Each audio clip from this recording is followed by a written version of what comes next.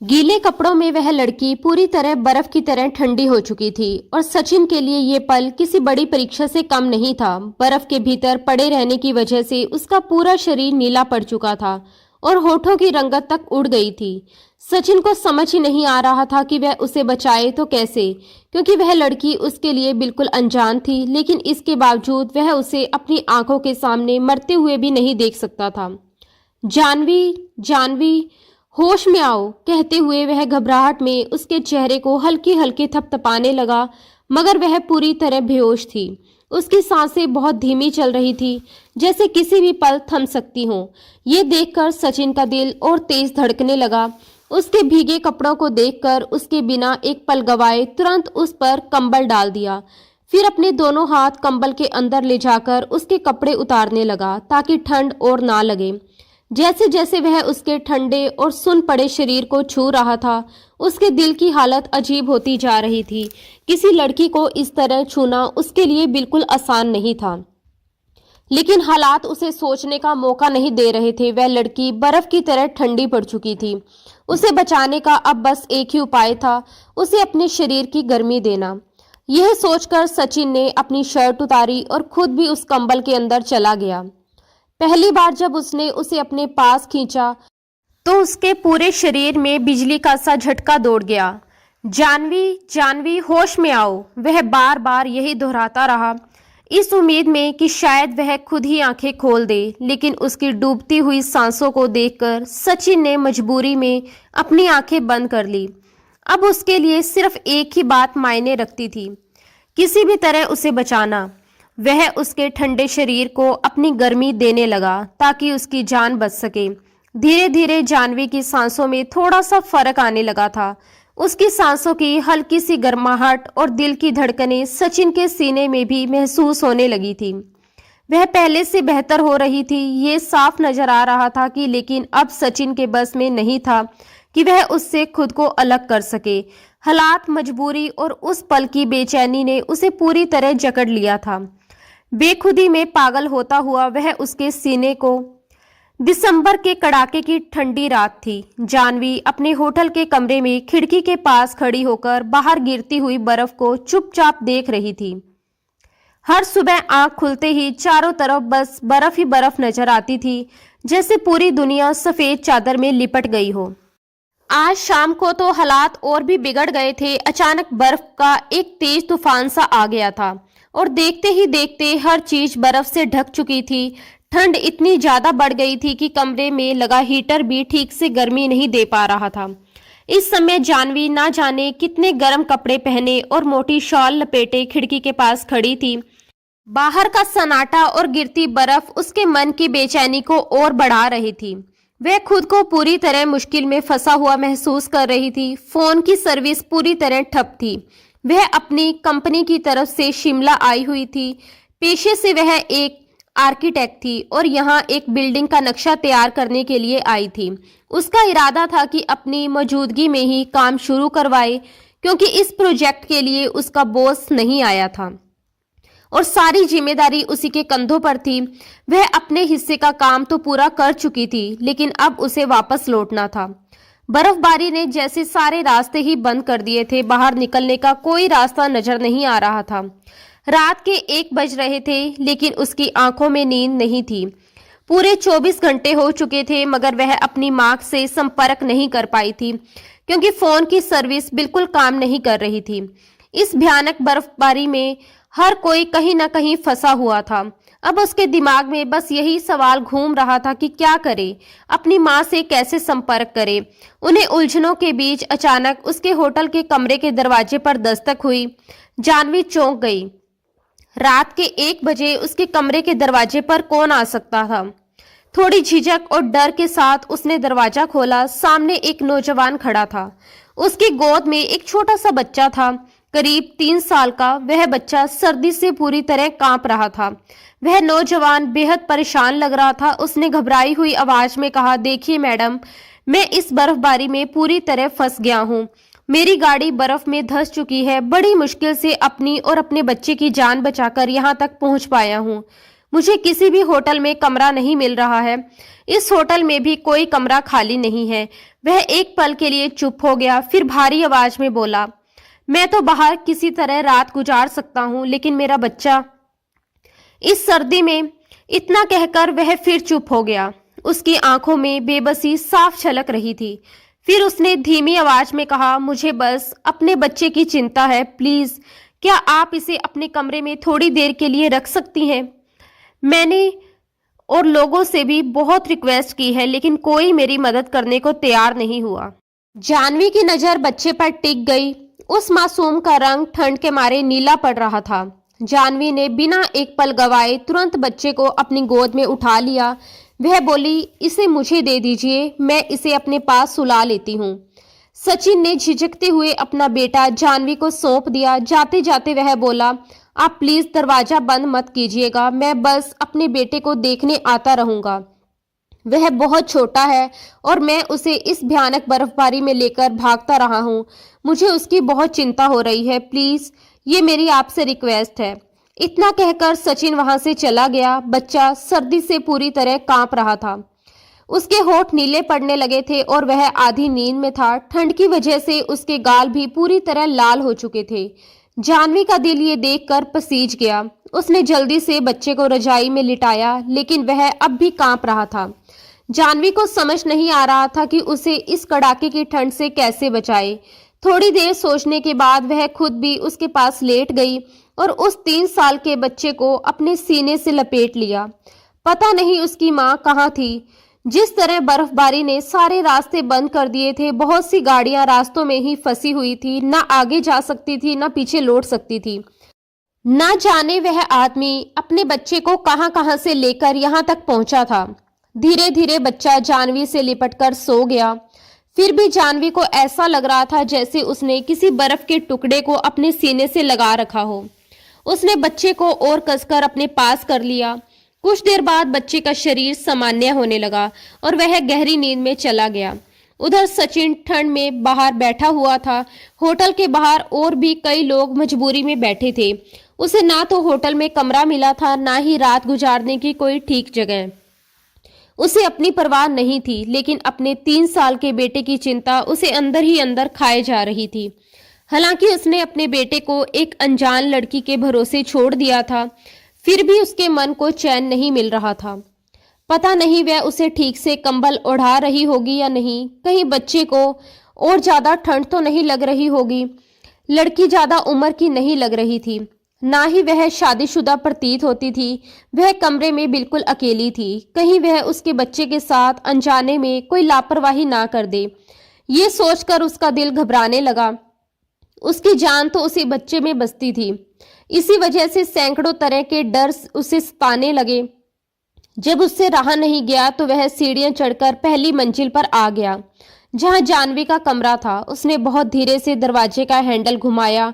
दरवाजा खुल गया और वह बिना आवाज किए अंदर चला आया।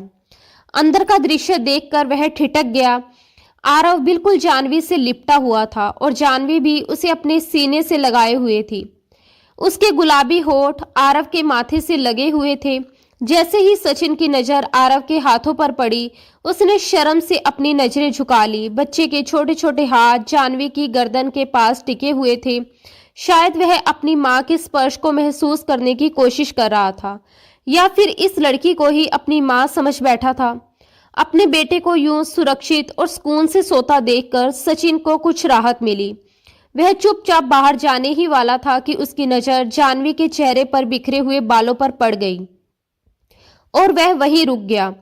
वह गहरी नींद में सो रही थी, लेकिन बार बार अपने खुले बालों में उलझ भी रही थी। नींद में भी वह किसी अनजानी बेचैनी से जूझ रही थी। उसके दोनों हाथ आरव के कमर पर टिके हुए थे, जैसे वह उसे खुद से अलग ही नहीं होने देना चाहती हो।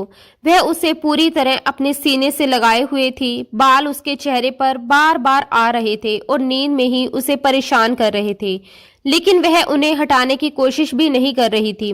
सचिन बहुत धीरे धीरे आगे बढ़ा। उसने सांस तक रोक ली थी ताकि कोई आवाज ना हो जाए। बड़ी सावधानी से उसने उसके चेहरे पर आए बालों को हटाया। उसकी गोरी त्वचा पर जब सुनहरे बालों की वह लट अलग हुई तो एक पल के लिए उसके दिल की धड़कन मानो थम सी गई। उस खून भरे चेहरे को देखकर वह कुछ सेकंड तक वहीं ठिठका रह गया। फिर जैसे ही उसे अपनी गलती का एहसास हुआ, वह घबराकर तुरंत पीछे हट गया।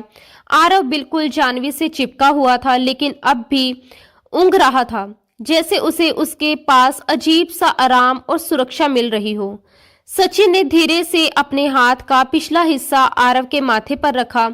बच्चा बुखार से तप रहा था। ये महसूस करते ही सचिन का दिल बैठ सा गया। उसे लगा जैसे किसी ने उसकी सांसें रोक दी हो। जाह्नवी बेखबर सो रही थी। वह उसकी माँ तो नहीं थी कि बच्चे की हल्की सी हरकत पर उसकी आंख खुल जाए, लेकिन सचिन तो उसका बाप था। अपने बेटे की तकलीफ देखकर वह भीतर ही भीतर तड़प उठा। जैसे ही उसने अपने बेटे के चेहरे को छूने के लिए हाथ आगे बढ़ाया, जाह्नवी ने नींद में ही आरव को और कसकर अपने करीब खींच लिया। उसी पल सचिन का हाथ अनजाने में उसके सीने से जा टकराया। जाह्नवी की आंख तुरंत खुल गई। तब तक सचिन झट से अपना हाथ पीछे खींच चुका था। कमरे में सचिन को यूं देखकर जाह्नवी को एक पल के लिए हैरानी हो गई। वह फौरन उठकर बैठ गई। दूसरी ओर सचिन बुरी तरह घबराया हुआ था। वह तो यही सोचकर आया था कि चुपचाप अपने बेटे को देखेगा और चला जाएगा, बिना किसी को पता चले, लेकिन अब वह जाग चुकी थी। जाह्नवी ने उलझन भरी आवाज में पूछा, आप यहाँ क्या कर रहे हैं? सचिन ने हड़बड़ाते हुए जवाब दिया, नहीं कुछ नहीं, मैं बस आरव को देखने आया था, उसे बुखार है। जाह्नवी ने जैसे ही आरव के माथे पर हाथ रखा, उसे भी महसूस हो गया कि बच्चा वाकई ही बहुत गर्म था। वह बिना देर किए बोली, आप परेशान मत होइए, मैं इसे दवा दे देती हूँ। ये सुनते ही सचिन बिना कुछ कहे चुपचाप कमरे से बाहर निकल गया। सुबह जब आरव की आंख खुली तो वह डैडी डैडी कहते हुए आवाज लगाने लगा। उसका बुखार अब कुछ कम हो चुका था। बच्चे को इस हालत में देखकर जाह्नवी को थोड़ी राहत मिली, लेकिन उसके मन में एक सवाल बार बार उठ रहा था, उसका पिता आखिर गया कहाँ था? कुछ देर बाद ही दरवाजे पर दस्तक हुई। जाह्नवी ने दरवाजा खोला तो सामने सचिन खड़ा था। उसके हाथ में कुछ बिस्किट थे, साथ में हल्का सा नाश्ता और एक हाथ में चाय के 2 कप। ठंड की वजह से उसके चेहरे पर थकान साफ नजर आ रही थी। वह बोला, आपका बहुत बहुत शुक्रिया, आपने पूरी रात मेरे बेटे का ख्याल रखा और ना जाने कहां से उसके लिए दवा भी ले आई। जाह्नवी चाय का कप थामते हुए बोली, कोई बात नहीं, आप बैठिए। सचिन ने कहा, ये लीजिए, मैं सुबह 1-2 और होटल में गया था, लेकिन कहीं भी मुझे कमरा नहीं मिला। जाह्नवी ने सहजता से कहा, जब तक आपको कमरा नहीं मिल जाता, आप इसी कमरे में आ जाया करें।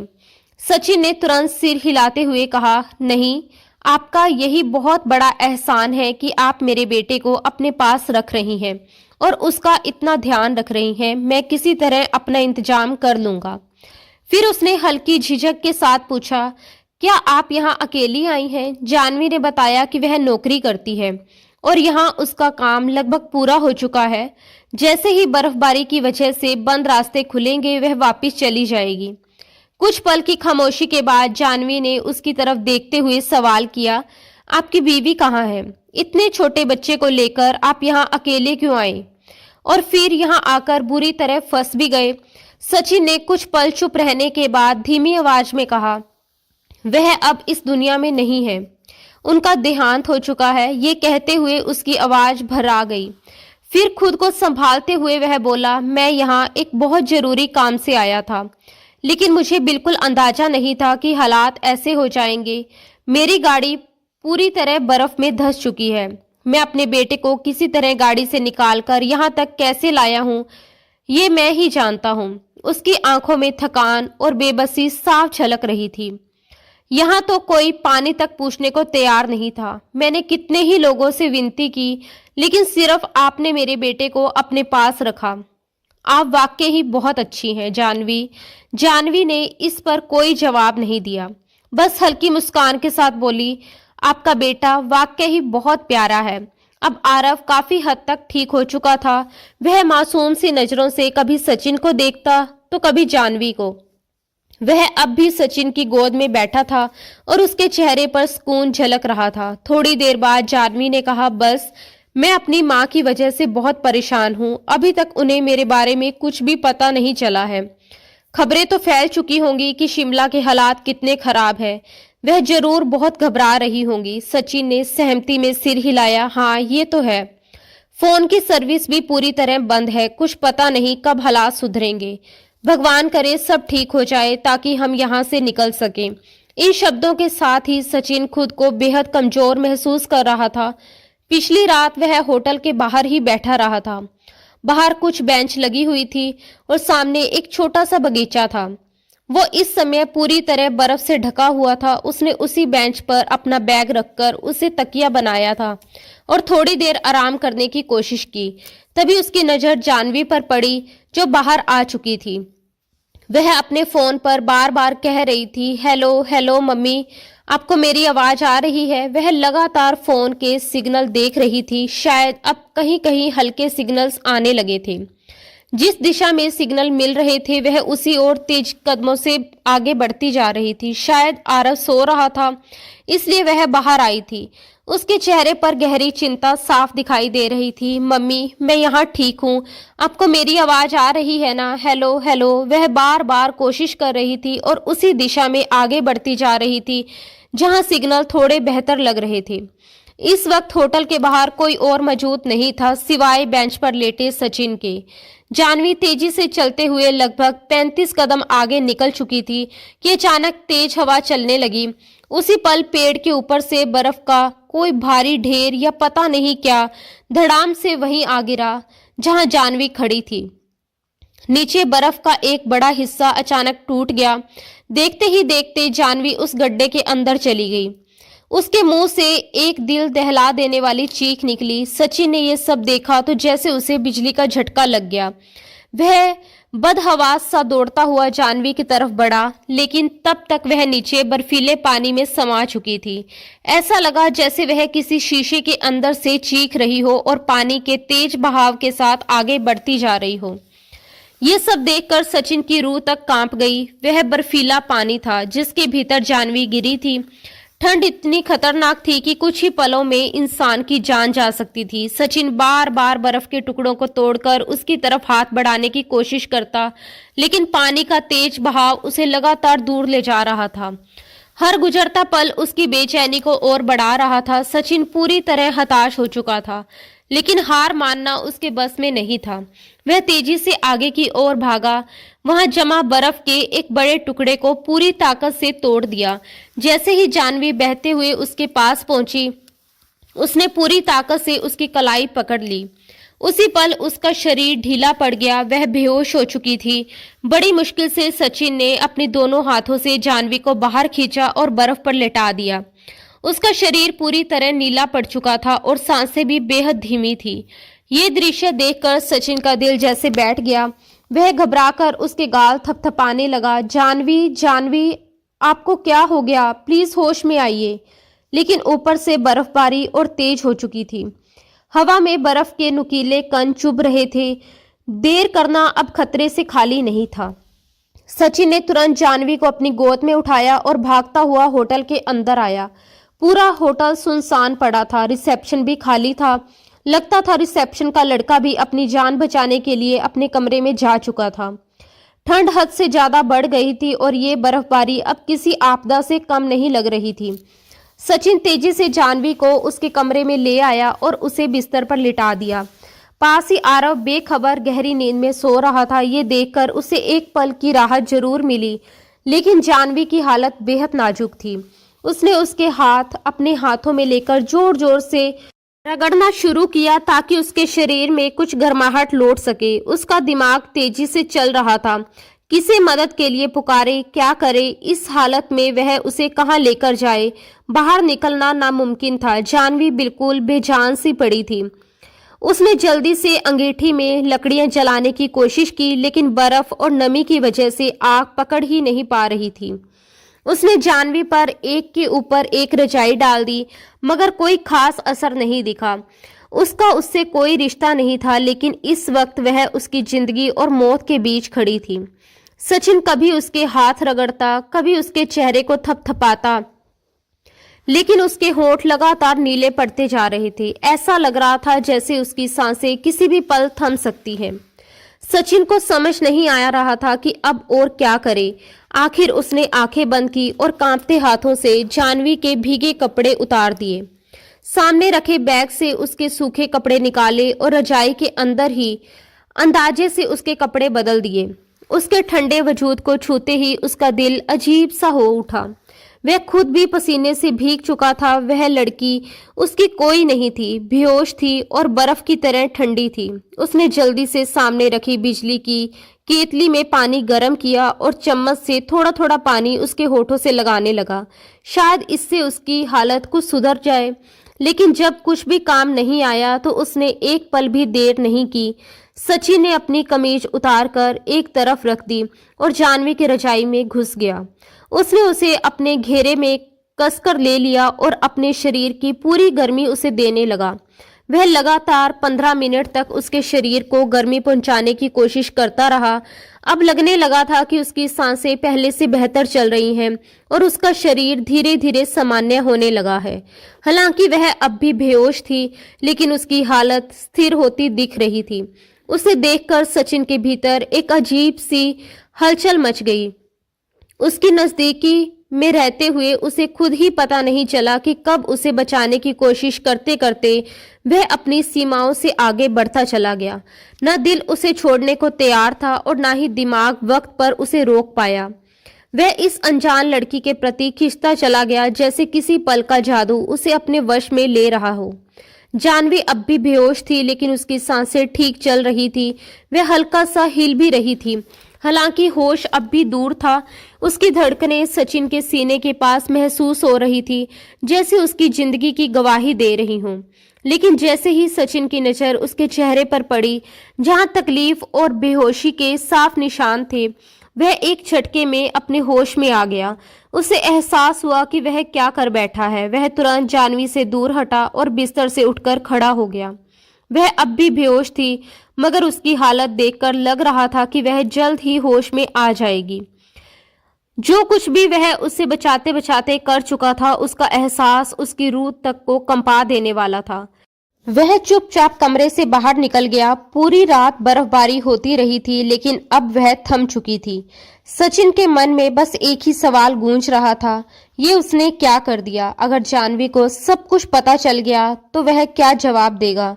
जब किसी ने उसकी मदद नहीं की थी, तब उसी लड़की ने उसके बेटे को संभाला था, उसे पनाह दी थी, और बदले में उसने ये सोचकर उसे खुद से नफरत होने लगी। शर्म से उसका सिर झुक गया। उसे समझ नहीं आ रहा था कि वह जानवी का सामना कैसे करेगा। वह काफी देर तक बाहर खड़ा रहा, सिगरेट पीते हुए खुद को कोसता रहा। इन नाजुक हालात में उसे खुद पर पूरा काबू रखना चाहिए था। वह क्यों बहक गया? क्यों उस पल अपने आप को रोक नहीं पाया? धीरे धीरे दिन निकल आया। 4 दिनों बाद शिमला के लोगों ने सूरज की रोशनी देखी। साथ ही ये खुशखबरी भी मिली कि अब और बर्फबारी नहीं होगी और रास्तों को साफ किया जा रहा था। ये खबर सुनकर भी सचिन के मन का बोझ हल्का नहीं हुआ। वह यही सोचता रहा, काश ये सब एक दिन पहले हो गया होता, या फिर काश जानवी के साथ वो सब कुछ ना हुआ होता जो उससे हो गया। लेकिन अब सब हो चुका था। वह कमरे में जाने की हिम्मत नहीं जुटा पा रहा था। फिर अचानक उसे आरव का ख्याल आया। अपने बेटे की मासूमियत याद आते ही उसने फैसला किया कि वह जानवी से माफी मांगेगा। अगर उसकी शादी नहीं हुई होगी तो वह उससे शादी करने को भी तैयार था, और अगर वह उसे बुरा भला कहेगी तो वह सब सुन लेगा, क्योंकि वह इसका हकदार था। हिम्मत जुटाकर जब वह कमरे में गया तो देखा कि जानवी और आरव दोनों जाग चुके थे। आरव बिस्तर पर बैठा था और जानवी अपना सिर पकड़कर बैठी हुई थी। उसके चेहरे पर उलझन और दर्द साफ नजर आ रहा था। सचिन को देखते ही जानवी ने पूछा, मैं यहाँ कैसे आई? वह बार बार अपना सर पकड़ रही थी। फिर धीमी आवाज में बोली, मुझे याद है, मैं शायद गिर गई थी। मैंने आपको देखा था, आप मुझे बचाने की कोशिश कर रहे थे। ये कहते कहते वह फिर से अपना सर पकड़ने लगी। यह सुनकर सचिन की तो जैसे जान में जान आ गई। उसके दिल पर रखा भारी बोझ कुछ पल के लिए हल्का हो गया।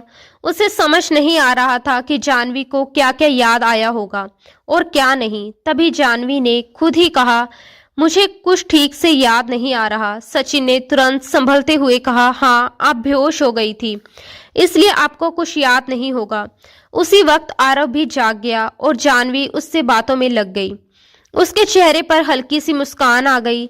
उसने प्यार से आरव के सर पर हाथ फेरते हुए सचिन से कहा, आपका बेटा बहुत अच्छा है, बहुत प्यारा है और आप भी बहुत अच्छे हैं। फिर उसने नम आंखों से कहा, मेरी जान बचाने के लिए आपका बहुत बहुत शुक्रिया। वह दिल से शुक्रिया अदा कर रही थी। इस बात से सचिन को साफ समझ आ गया कि उसे उस रात का कुछ भी याद नहीं था, ना वो हादसा, ना वो दर्द और ना ही वह सब कुछ जो रात भर हुआ था। जानवी ने अचानक सिर पकड़ते हुए कहा, मुझे बहुत दर्द हो रहा है। सचिन का दिल जोर से धड़क उठा। वह बोला, मैं आपसे कुछ कहना चाहता हूँ। वह हिम्मत जुटा रहा था कि सच जानवी को बता दे। जो भी सजा वह देगी वह उसे मंजूर होगी, क्योंकि वह खुद को उसका अपराधी मान चुका था। लेकिन इससे पहले कि सचिन कुछ और कह पाता, दरवाजे पर जोर से दस्तक हुई। जैसे ही उसने दरवाजा खोला, होटल के कुछ कर्मचारी बाहर खड़े थे। उन्होंने कहा कि जानवी जी, रास्ता साफ हो गया है, आप 15 मिनट में पैकिंग कर लीजिए, हम लोग निकलेंगे। ये सुनते ही जानवी के चेहरे पर राहत आ गई। सच, शुक्र है भगवान का, कहते हुए वह फौरन खड़ी हो गई। सचिन, जो अब तक सच बोलने की हिम्मत बटोर रहा था, चुप रह गया। जानवी अलमारी से अपने कपड़े निकालकर बैग में रखने लगी। उसे इस बात का जरा भी एहसास नहीं था कि उसके कपड़े बदले जा चुके थे, बल्कि वह खुद भी अब पहले जैसी नहीं रही थी। वह बोली, शुक्र है रास्ता खुल गया। सचिन ने हल्की सी आवाज में पूछा, आप किस शहर से आई हैं? जानवी ने जवाब दिया, मैं अहमदाबाद से आई हूँ। अब बस घर जाऊंगी और अपनी नौकरी को अलविदा कह दूंगी। सचिन ने चौंक कर पूछा, क्यों? जानवी बोली, क्योंकि अगले महीने मेरी शादी है और मेरा मंगेतर इस मामले में बहुत ही कंजर्वेटिव है। कहता है शादी के बाद नौकरी नहीं करने देगा। ये सुनते ही सचिन के होश उड़ गए। उसके पैरों तले जैसे जमीन खिसक गई। उसने बस औपचारिक रूप से अपनी कंपनी का नाम बता दिया। इसके बाद जानवी ने कहा, आप जब तक यहाँ हैं इस कमरे का इस्तेमाल कर लीजिएगा, मैं नीचे काउंटर पर बता दूंगी। ये कहकर वह चली गई। सचिन के पास कहने के लिए कुछ बचा ही नहीं था। वह वहीं खड़ा सोचता रहा कि जो कुछ उनके बीच हुआ, क्या उसे एक सपना समझकर भूल जाना चाहिए या फिर उस लड़की को सच्चाई बता दे। खैर, वह आरव को लेकर अपनी गाड़ी के पास चला गया। गाड़ी से बर्फ हट चुकी थी, रास्ते भी काफी हद तक साफ हो चुके थे, इसलिए वह अपने घर लौट आया। लेकिन उसकी बेचैनी कम होने की बजाय बढ़ती जा रही थी। सचिन को समझ नहीं आ रहा था कि वह इतना बेचैन क्यों है।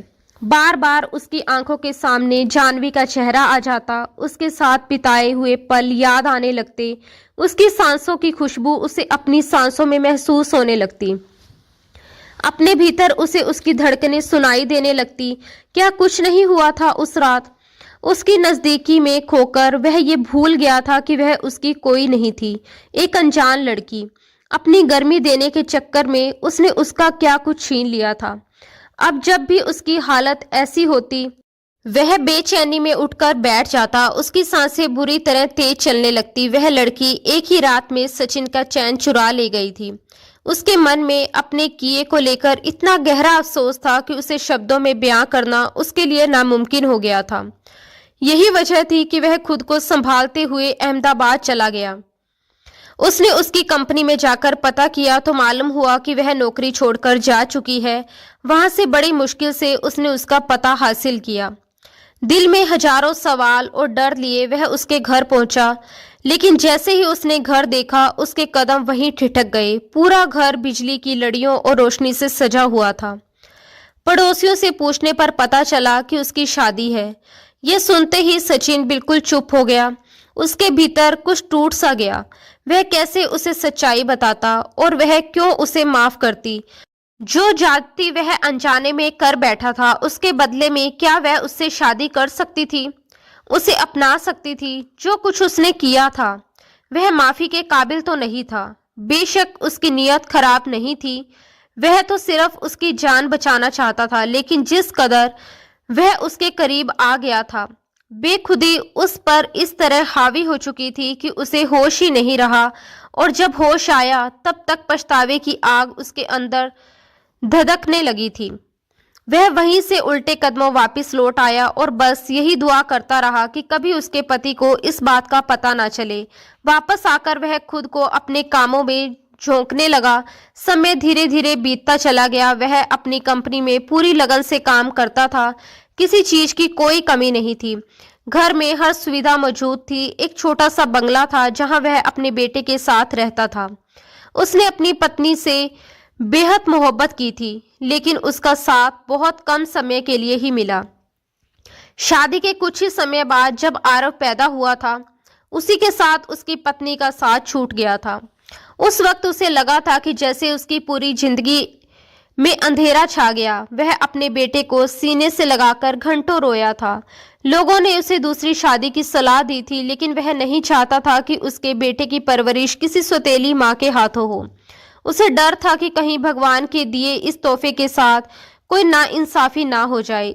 इसी वजह से उसने दूसरी शादी के बारे में सोचना ही छोड़ दिया था। उसकी माँ का भी 1 साल पहले देहांत हो चुका था। माँ के दिल में यही उम्मीद थी कि काश सचिन दोबारा से अपना घर बसा ले, लेकिन ऐसा कुछ भी नहीं हो पाया था। जब सचिन ऑफिस जाता तो कई बार आरव को भी अपने साथ ले जाता। कभी उसे अपने ऑफिस में अपने पास बिठा लेता, कभी मजबूरी से घर पर नौकरों के पास छोड़ देता, लेकिन आरव उससे बिछुड़कर ज्यादा देर तक नहीं रह पाता था। जब सचिन ऑफिस में होता तो वह बार बार घर फोन करता। कभी पूछता, आरव रो तो नहीं रहा, मुझे याद तो नहीं कर रहा। कई बार बिना किसी वजह के ही कॉल कर लेता, बस अपने बेटे की आवाज सुनने के लिए। लेकिन अब वह एक और अजीब सी उलझन का शिकार हो चुका था। अब वह जानवी के बारे में भी सोचने लगा था। फिर उसने खुद को काम में पूरी तरह व्यस्त कर लिया। दिन भर फाइलें, मीटिंग और प्रोजेक्ट, सब कुछ उसे थकाकर सुला देने के लिए काफी होता था। लेकिन जैसे ही रात होती, उसका सारा संयम टूटने लगता। आंखें बंद करते ही जानवी का चेहरा उसकी आंखों के सामने उभर आता। उसकी मासूमियत, उसकी घबराई हुई आंखें और वह रात, सब कुछ उसे बेचैन कर देता। वह अपनी इस हालत से खुद ही परेशान रहने लगा था। उसे समझ नहीं आ रहा था कि ऐसा क्यों हो रहा है। आखिर क्यों वह लड़की बार बार उसके ख्यालों में आ जाती थी।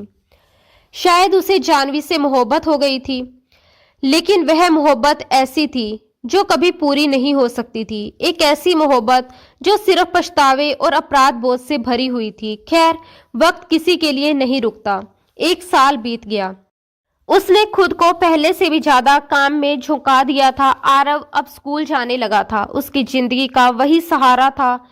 उसी की वजह से वह हर दिन खुद को संभाले हुए था। इसी बीच उसकी कंपनी में काम कर रहा आर्किटेक्ट नौकरी छोड़कर चला गया। उसे तुरंत एक नए आर्किटेक्ट की जरूरत थी।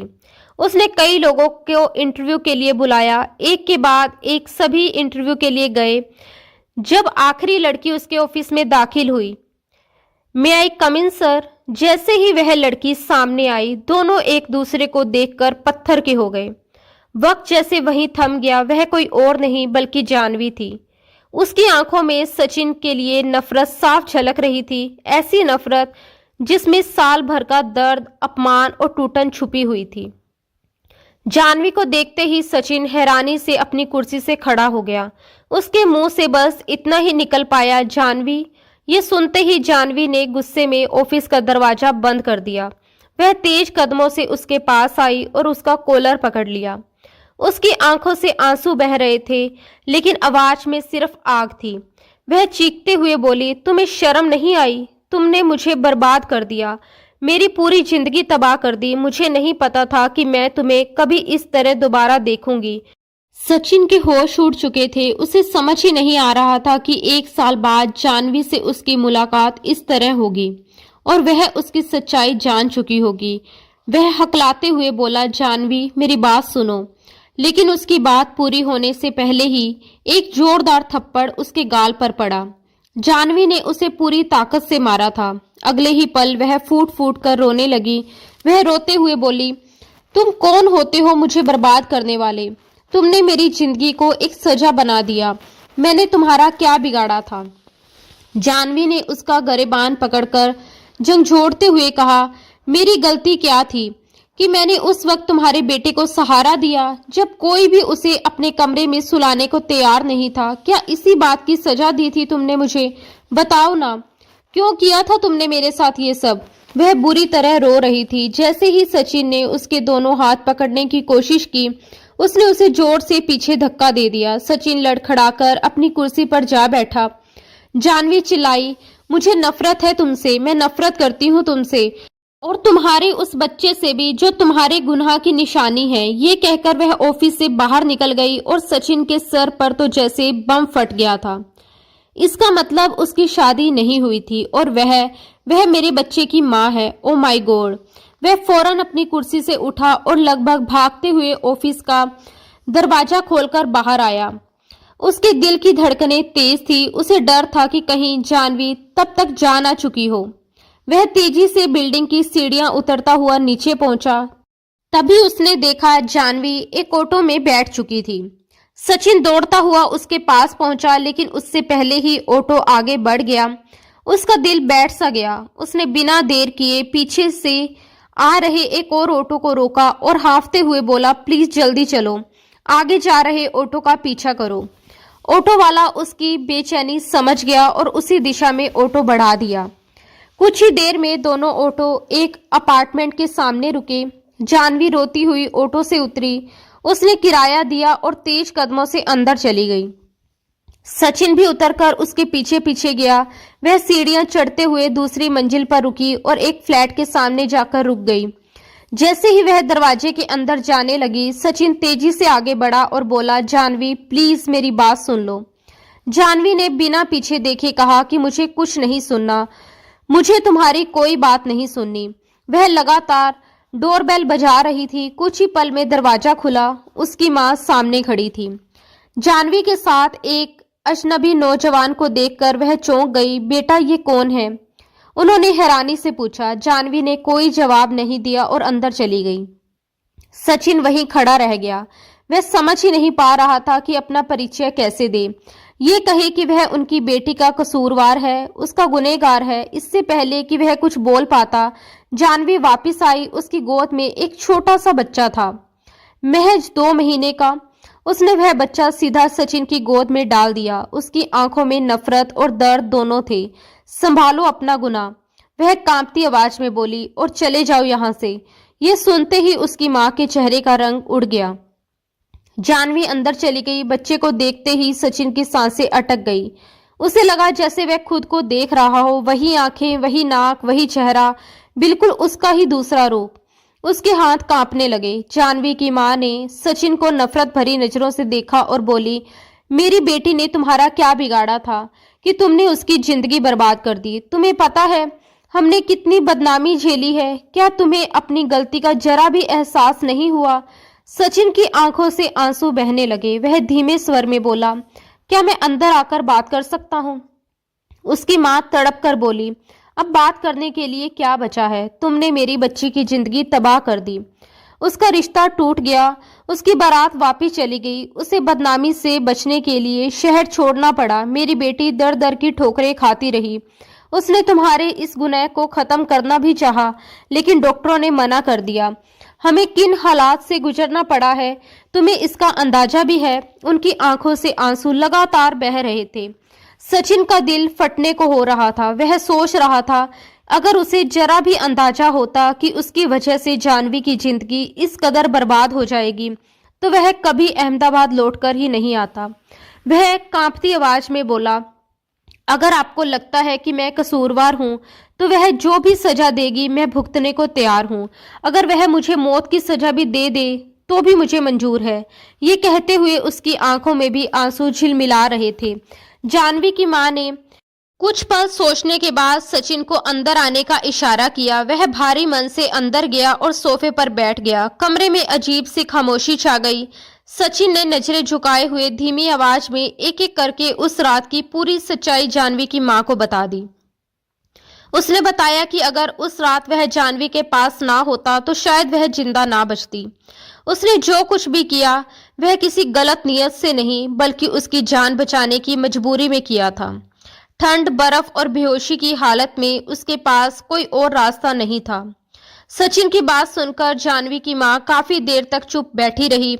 उनके चेहरे पर बीते दिनों का दर्द साफ झलक रहा था। कुछ पल बाद वह भारी स्वर में बोली, शादी से कुछ दिन पहले जानवी की तबीयत अचानक खराब होने लगी थी।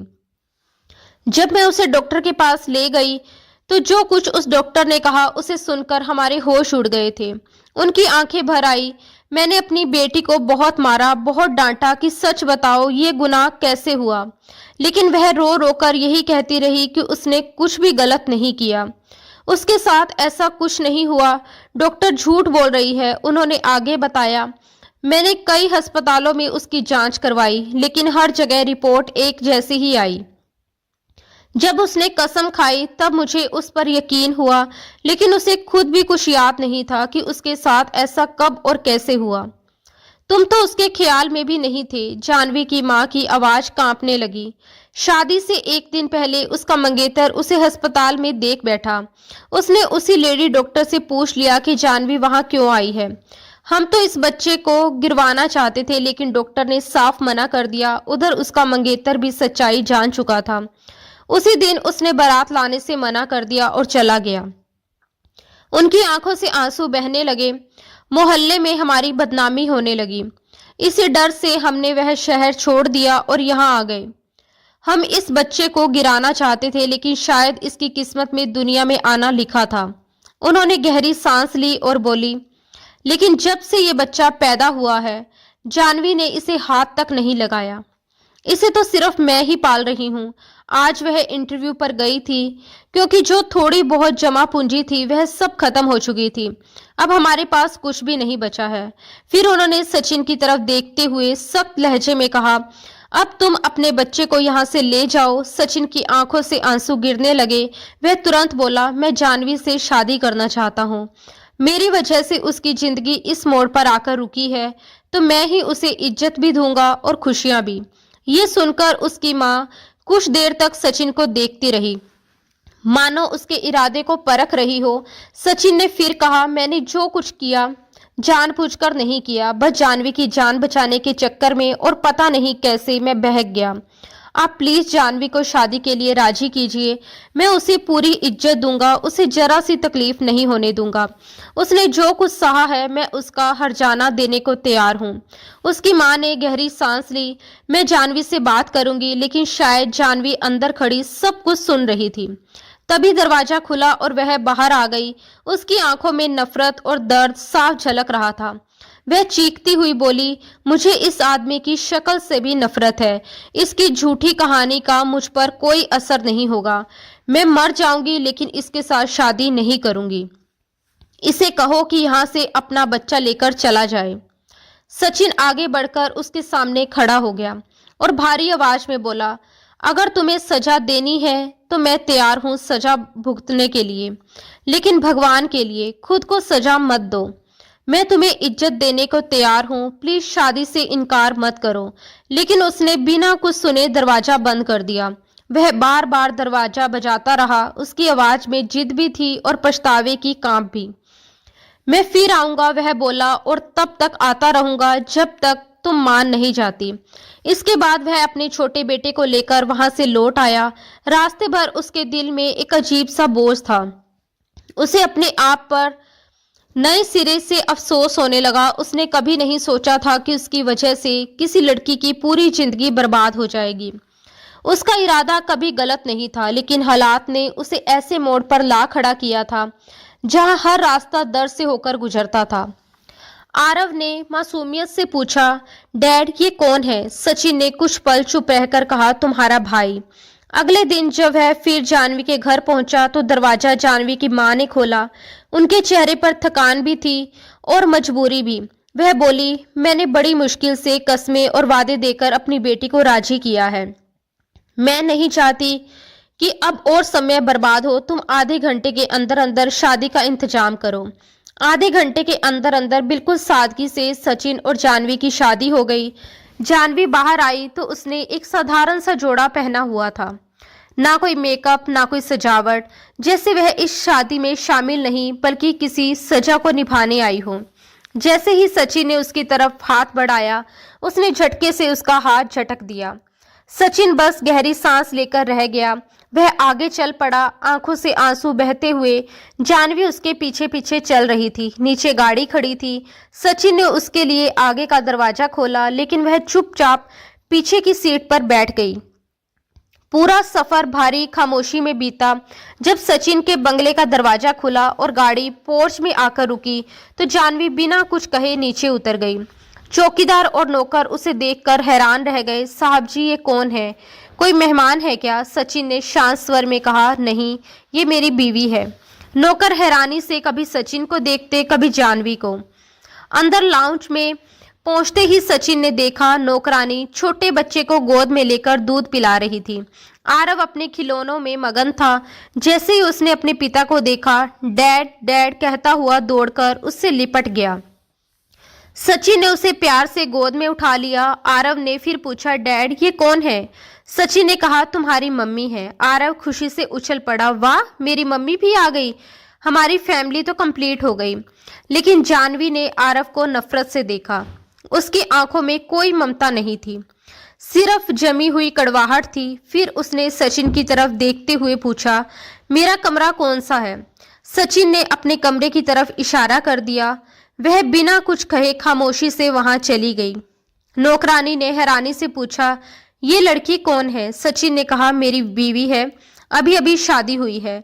नौकरानी खुश हो गई। अरे साहब, इतनी सादगी से शादी कर लिया आपने। हमें बताया होता तो मैडम जी को अच्छे से तैयार कर देती। सचिन ने कहा, इसकी जरूरत नहीं है। फिर उसने छोटे बेटे को गोद में उठा लिया। नौकरानी बोली, ये तो सो गया है। सचिन ने कहा, हाँ, ये सो चुका है। मैं इसे कमरे में पालने में लिटा देता हूँ। आप आरव को खाना खिला देना। वह कहने लगी, ठीक है साहब जी, मैं इसे खाना खिलाकर फिर चली जाऊंगी। और वैसे भी अब तो आपकी बीवी आ गई है, इसलिए मैं रात देर तक यहाँ नहीं रुकूंगी। मैं आपसे पहले ही कह चुकी हूँ कि मुझे रात को जल्दी जाना होता है। सचिन ने शांत स्वर में कहा, ठीक है, अब आरव को खाना खिला दो। ये कहते हुए जैसे ही वह कमरे में आया, जानवी उसे देखकर तुरंत बिस्तर से खड़ी हो गई। वह अपने आंसू पोंछ रही थी। इससे पहले कि सचिन कुछ कहता, जानवी तेज लहजे में बोली, आप यहाँ क्या कर रहे हैं? यहाँ क्यों आए हैं? सचिन ने संयम रखते हुए कहा, जानवी, ये हम दोनों का कमरा है। जानवी ने कटु स्वर में कहा, मुझे एक अलग कमरा चाहिए जहां मैं अकेली रह सकूं।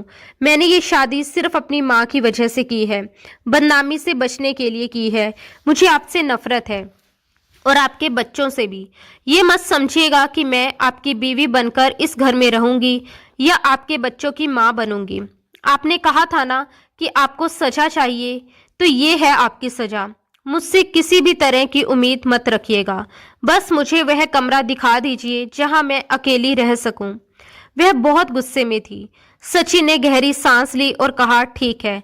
वह उसे बाहर ले आया और गेस्ट रूम की ओर इशारा करते हुए बोला, आप वहां रह सकती हैं, आपको कोई परेशान नहीं करेगा। जानवी ने रूखेपन से कहा, बहुत शुक्रिया, और तेज कदमों से कमरे में जाकर दरवाजा बंद कर लिया।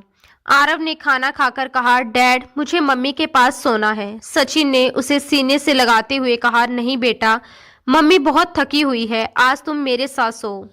वैसे भी डैड को आरव के बिना नींद नहीं आती। छोटे बेटे का नाम आशु था। दोनों बच्चों को साथ लेकर सचिन अपने कमरे में आकर लेट गया, लेकिन उसकी आंखों में नींद नहीं थी। वह जानता था कि जानवी बहुत नाराज है और उसे नाराज होना भी चाहिए। उसने उसके साथ जो किया था वह कोई छोटी बात नहीं थी। एक लड़की के लिए वह बहुत बड़ी बात थी। उसे लगा था कि समय के साथ जानवी का गुस्सा कम हो जाएगा, लेकिन शायद ये उसकी सबसे बड़ी गलतफहमी थी। वह न तो आरव से बात कर रही थी, न छोटे बच्चे को हाथ लगाती थी, ना ही घर के किसी काम में हाथ बटाती थी। ज्यादातर समय वह अपने कमरे में ही बंद रहती। अगर कभी आरव उसके पास चला भी जाता तो वह उसे डांटकर बाहर निकाल देती। कुछ दिन तक सचिन ने सब कुछ चुपचाप सहा, लेकिन फिर उसने जानवी से बात करने की कोशिश की। वह कई बार उससे कह चुका था, दिल से मुझे माफ कर दो, जिंदगी को इतना मुश्किल मत बनाओ, चाहो तो इसे आसान भी बना सकती हो। ये सोच लो कि शायद ये सब किस्मत में लिखा था। मेरा इरादा सिर्फ तुम्हें बचाने का था और मैंने तुम्हें बचाया भी। मैं कोई फरिश्ता नहीं हूँ, मुझसे गलती हो गई। अगर इसकी सजा देनी है तो सिर्फ मुझे दो। इन दोनों मासूम बच्चों का कोई दोष नहीं है। अगर तुम उनसे प्यार नहीं कर सकती तो कम से कम नफरत तो मत करो। लेकिन जानवी ने कभी उसे कोई जवाब नहीं दिया। रात को सचिन अकेले बैठकर सिगरेट पर सिगरेट पीता रहा, मन ही मन खुद को कोसता रहा। तभी उसे किचन से कुछ आवाजें सुनाई दी। वह सिगरेट बुझाता हुआ धीरे धीरे किचन की ओर बढ़ गया। जानवी अपने लिए चाय बना रही थी। सचिन चुपचाप उसके पीछे जाकर खड़ा हो गया। उसके खुले बालों को देखकर उसका दिल मचल उठा। शादी के बाद भी वह जैसे उसका इम्तिहान ले रही थी। पिछले 1 साल से उसने उस लड़की को दिलो जान से चाहा था। कई बार उसका मन हुआ कि उसे अपने सीने से लगा ले, लेकिन वह जानता था कि इस वक्त जानवी गुस्से में है, वह उसे छूने भी नहीं देगी। जानवी, सचिन ने उसे प्यार से पुकारा। वह बुरी तरह चौंक गई। जैसे ही पलटकर देखा, गुस्से से उसकी भौहें तन गई। आप यहाँ क्यों आए हैं? जानवी के रूखे अंदाज ने उसके दिल को ठेस पहुंचा दी। वह धीमी आवाज में बोला, तुम चाहो तो मुझे दिल से जल्दी माफ कर सकती हो। जानवी चाय कप में डाल चुकी थी। बिना उसकी और देखे बोली, लेकिन मुझे माफ मत कीजिए। सचिन ने खुद को समझाते हुए कहा, उस वक्त तुम बर्फ की वजह से पूरी तरह नीली पड़ चुकी थी।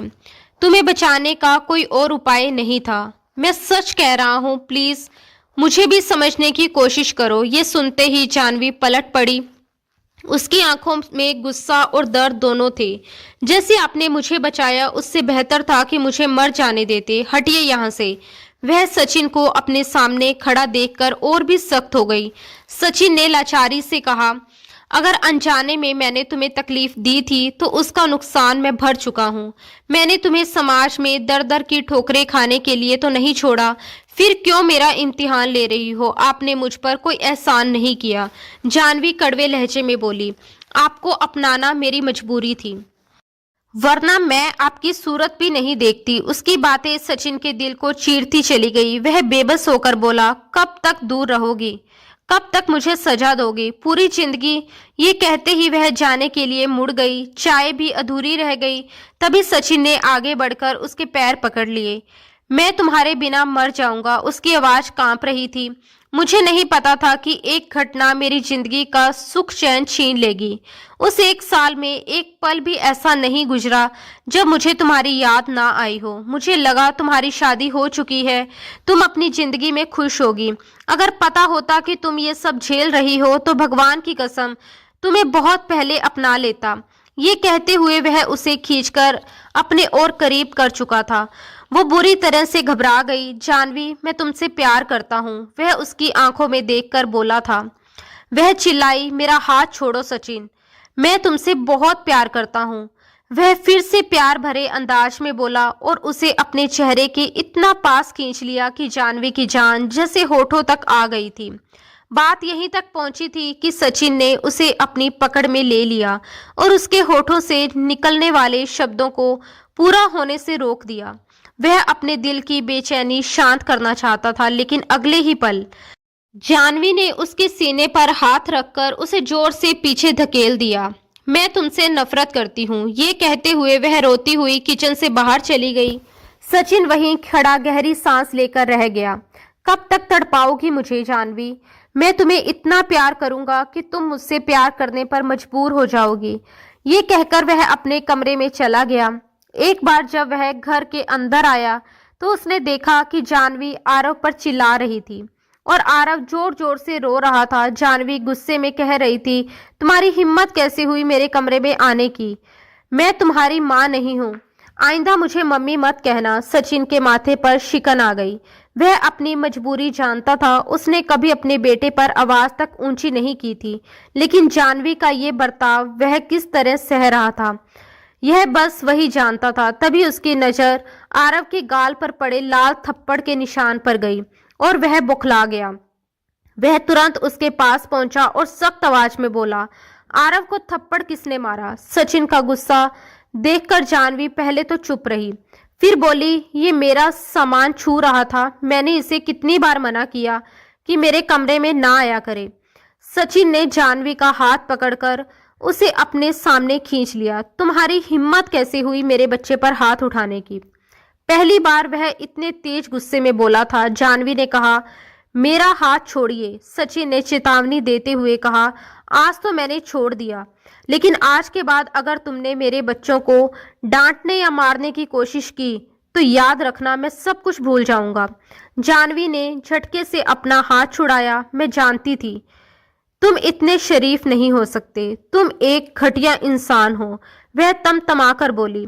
सचिन ने ठंडे लेकिन सख्त लहजे में कहा, तुम्हें जो कहना है मुझे कहो, लेकिन मैं ये बर्दाश्त नहीं करूंगा कि तुम मेरा बदला मेरे बच्चों से लो। जाह्नवी हाथ छुड़ाकर अपने कमरे में चली गई और दरवाजा बंद कर लिया। सचिन ने आरव को गोद में उठा लिया। वह फूट फूट कर रो रहा था। सचिन उसे चूमने लगा, प्यार से सहलाया और अपने हाथों से खाना खिलाया। थोड़ी देर बाद छोटा बेटा आशु भी उठकर रोने लगा। उसने उसके लिए दूध बनाया, डायपर बदला और उसे भी सुलाने की कोशिश की। वह अकेले ही दोनों बच्चों को संभाल रहा था। एक तरफ ऑफिस का थका देने वाला काम और घर आकर बच्चों की पूरी जिम्मेदारी। जाह्नवी उसके आने से पहले ही कमरे में बंद हो जाती थी और बाहर निकलती ही नहीं थी। सचिन परेशान था। अगर हालातों की वजह से उससे कोई गलती हो गई थी तो वह माफी भी मांग रहा था, वरना लोग तो गलती करके आगे बढ़ जाते हैं, पलटकर देखते तक नहीं। वह उसके पीछे आया था, माफी मांग रहा था, उसे इज्जत दी थी और अपनी पत्नी बनाया था। अगर वह बच्चों के साथ अच्छे से पेश आती तो क्या परेशानी थी। आरव रोते रोते सो गया था। सोते सोते उसने कहा था, डैड मुझे मम्मी नहीं चाहिए, मम्मी अच्छी नहीं होती, मम्मी तो मारती है। अगली सुबह जब सचिन ऑफिस जाने के लिए उठा तो उसने देखा कि जाह्नवी अपना सामान पैक कर रही थी। उसकी आंखें लाल थी, लग रहा था जैसे रात भर रोई हो। जैसे ही वह अपना बैग लेकर बाहर आई, सचिन उसके सामने खड़ा हो गया। कहाँ जा रही हो तुम? वह ठंडे लहजे में बोली, मैं आपको बताना जरूरी नहीं समझती, मुझे आपके साथ नहीं रहना। पता नहीं मैंने अपनी माँ की बात क्यों मान ली, मैं अकेले भी जिंदगी बिता सकती थी। सचिन ने भारी आवाज में कहा, सॉरी। मुझे अफसोस है। जाह्नवी भड़क उठी। ये क्या सॉरी की रट लगा रखी है आपने? सामने वाले की जिंदगी बर्बाद कर दो और फिर बस सॉरी कहते रहो। वह बोला, मैंने तुम्हें सम्मान दिया है, अगर मुझसे गलती हुई है तो उसकी माफी भी मांग चुका हूँ। तुम मेरी पत्नी हो, समाज में मेरी पत्नी की पहचान के साथ जहाँ चाहो जाओगी, तुम्हें इज्जत मिलेगी। जाह्नवी, मैंने तुम्हें वो सब लौटा दिया जो मेरी वजह से तुमसे छिन गया था। तुम्हारी तरफ कोई उंगली भी नहीं उठा सकता और मैं कसम खाता हूं कि अगर किसी ने ऐसा करने की कोशिश भी की तो सचिन का तुमसे वादा है वह उस उंगली को तोड़कर रख देगा। लेकिन तुम इस घर से कहीं नहीं जाओगी।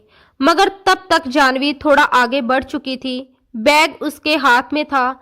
गुस्से में सचिन ने उसकी कलाई पकड़ ली, उसके हाथ से बैग छीनकर फेंक दिया और उसे खींचकर अपने कमरे में ले गया। कमरे में पहुंचते ही उसने दरवाजा बंद कर दिया। मुझे सख्ती करने पर मजबूर मत करो, जाह्नवी ने गुस्से में कहा। मेरा हाथ छोड़िए, मुझे आपसे नफरत है। वह बोला, मैं तुमसे प्यार करता हूँ और इस 1 साल में मैंने तुम्हें बहुत चाहा है और अब भी मैं तुमसे प्यार करना चाहता हूँ। अगर तुम हर वक्त जिद करोगी तो मैं जबरदस्ती करूंगा। ये कहकर वह चुप हो गया।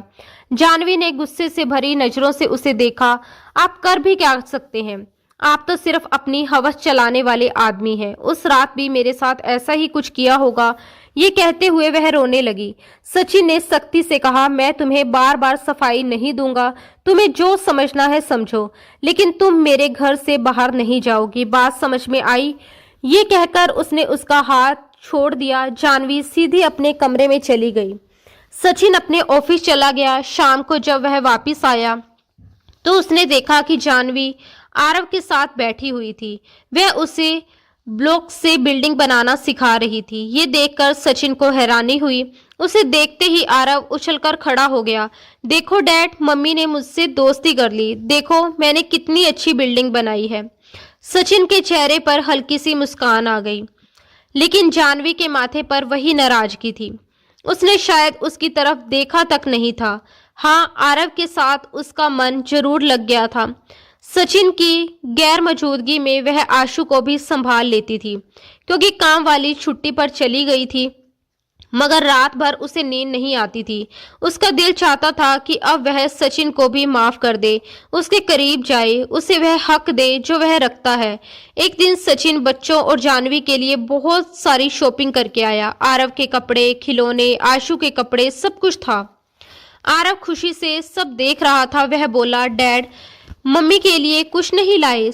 सचिन मुस्कुराया, ऐसा हो सकता है क्या कि तुम्हारी मम्मी के लिए कुछ ना हो? उसने सारी शॉपिंग बैग लिविंग रूम के सोफे पर रख दिए। बस एक बैग अपने कमरे में ले जाकर अलमारी में रख दिया। जानवी ने चुपचाप अपने कपड़े उठाए और अपने कमरे में रख लिए। आरव ने खाना भी जानवी के हाथ से खाया और फिर सोने के लिए सचिन के पास चला गया। दोनों बच्चे सो चुके थे। तब सचिन ने अलमारी से वो शॉपिंग बैग निकाला और जानवी के कमरे में आ गया। दरवाजे पर लॉक नहीं था। रात के वक्त सचिन कभी भी जानवी के कमरे में गया ही नहीं था, इसलिए उसे किसी तरह की फिक्र भी नहीं थी। वह अभी नहाकर आई थी और गीले बालों में कंघी कर रही थी। सोने से पहले नहाना उसकी आदत थी। जैसे ही कमरे का दरवाजा खुला, सचिन को देखकर वह घबरा गई, क्योंकि वह शॉर्ट्स में थी। आप यहाँ क्यों आए हैं? जानवी ने ये कहा ही था कि सचिन ने दरवाजा बंद कर दिया और लॉक लगा लिया। यह देखते ही जानवी की जान जैसे निकल गई, उसका रंग उड़ गया। प्लीज आप मेरे कमरे से जाइए। वह कई कदम पीछे हटने लगी। सचिन ने शांत आवाज में कहा, अपने ही कमरे में हूँ, ये भी तो मेरा कमरा है। जानवी ने तंज में कहा, तो फिर मेरा इस घर में कुछ भी नहीं है, और गुस्से से मुंह फेर लिया। सचिन उसके पास आया, सब कुछ तुम्हारा है, ये कमरा भी और सामने खड़ा ये आदमी भी। जानवी, मैं भी तुम्हारा हूँ। अब बेवजह की जिद छोड़ो, जाओ ये पहन कर आओ। ये कहकर उसने शॉपिंग बैग जानवी के हाथ में थमा दिया। जानवी को नहीं पता था कि अंदर क्या है, लेकिन उसकी आंखों की बेचैनी बहुत कुछ कह रही थी। इसमें जो कुछ भी है मैं नहीं पहनूंगी, वह बोली, और प्लीज आप यहाँ से जाइए। सचिन ने साफ कहा, नहीं, आज नहीं जाऊंगा। 1 साल तक तकलीफ सह ली है, लेकिन अब सुकून चाहिए। जानवी, प्लीज मेरी सजा खत्म कर दो, जाओ ना, ये पहन कर आओ। वह हाथ जोड़कर बोला, कहो तो तुम्हारे सामने घुटने टेक दूं, मुझे माफ कर दो। कहो तो तुम्हारे पैर भी पकड़ लूं। ये कहते हुए जैसे ही वह उसके पैरों के पास घुटनों के बल बैठा, जानवी हैरान रह गई। ये क्या कर रहे हैं आप? प्लीज ये सब मत करिए। सचिन हल्के से हंसा, अपनी पत्नी को मना रहा हूँ, जिसके बिना अब नींद नहीं आती। चलो, कपड़े बदल रही हो या मैं बदलवा दूं? ये सुनकर वह बुरी तरह घबरा गई। नहीं, मैं खुद कर लूंगी। ये कहकर वह वॉशरूम चली गई। वह ब्लैक कलर की नाइटी थी। जानवी ने उसे पहन तो लिया, लेकिन अब वह बेहद नर्वस थी। सचिन कुछ पल उसे प्यार से देखता रहा। आज उसके दिल में कोई उलझन नहीं थी, क्योंकि वह अपनी गलती की भरपाई कर चुका था।